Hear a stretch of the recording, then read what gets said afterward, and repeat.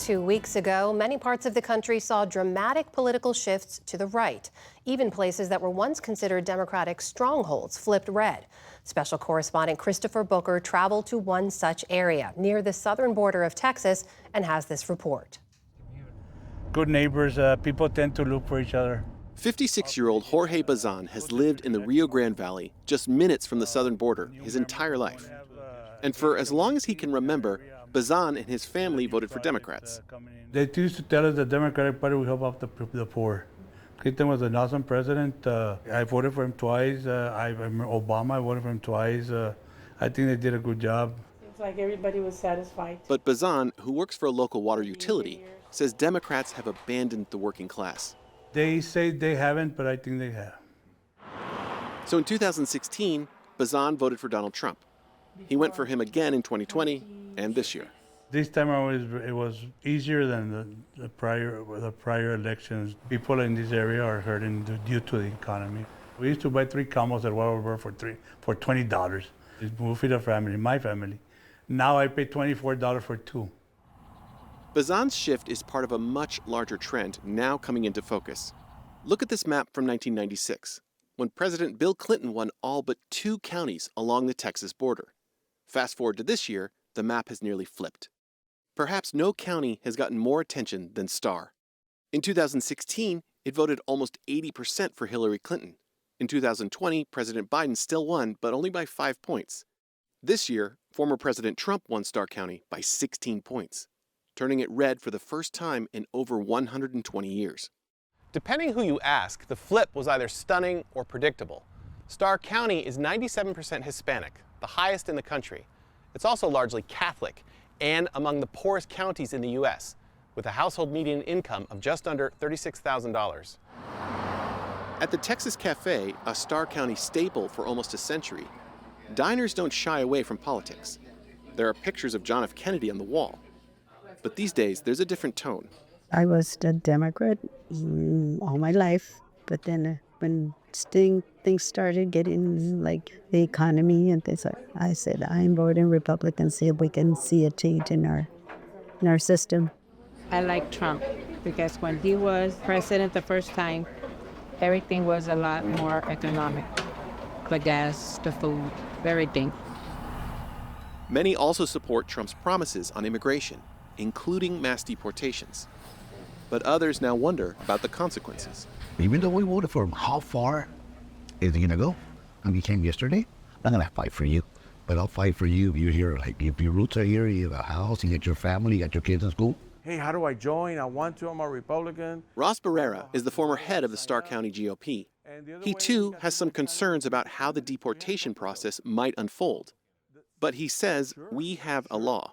There are a lot of people wondering, how does a Latino population vote for someone who is advocating for mass deportation like this? Well, because we don't see ourselves as Latinos, we see ourselves as Americans. And as long as the national media or anybody keeps saying, you're Mexican American, no, I'm an American of Mexican descent. Come here the legal way like our ancestors did. As an officer, you command, you lead. Barrera is a retired Army colonel, born and raised here. His parents supported Ronald Reagan in the 1980s, so he did too. But in Starr County, they were outliers. I think the Democrat Party at one time was the party of the working class, and they focused on that. They focused on the family. We want you to have some type of assistance to go to college, or we're going to help you getting your first house. Here we call those blue dog Democrats. They don't exist anymore. The message that the Democrats had were social issues. I got it. Yeah, I got that. But that's not what's hurting people here. Despite many down ballot wins, Democrats here are trying to figure out what went wrong in the presidential race. No one really has come from the Democratic Party to visit. They just felt that this area was blue, maybe. That it was a lock. And it was turnkey, but it didn't. Jessica Vera Rios leads the Democratic Party of Starr County. She says one thing seems obvious. Trump did an excellent job of running a campaign, of selling a propaganda. Is the Democratic Party losing the information battle then? Yes, I do believe that. There was a Republican commercial coming on talking about transgender issues, sexuality, and they were selling it. And that's when I thought, we may have problems. Even though Vice President Harris didn't explicitly campaign on transgender rights, people we spoke with felt those Republican attacks resonated. The Democratic Party was on the defense. Cecilia Hernandez's family owns a garbage collection company. They're Democrats and put Harris signs outside their business.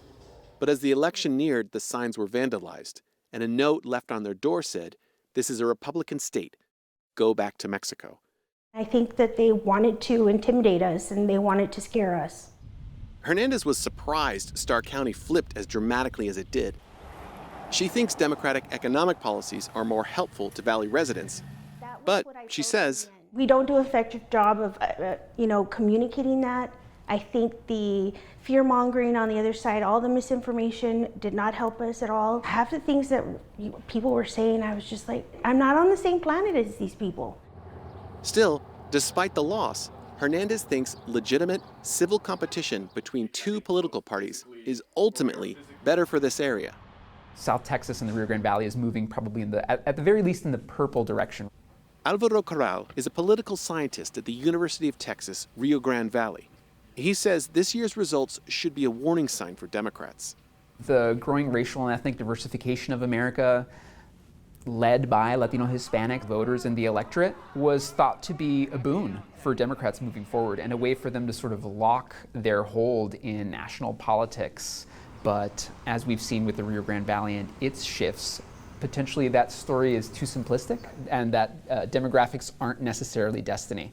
It turns out that you need to ask for people's votes, you need to deliver policy, you need to deliver policy in big ways that resonate with people's pocketbooks.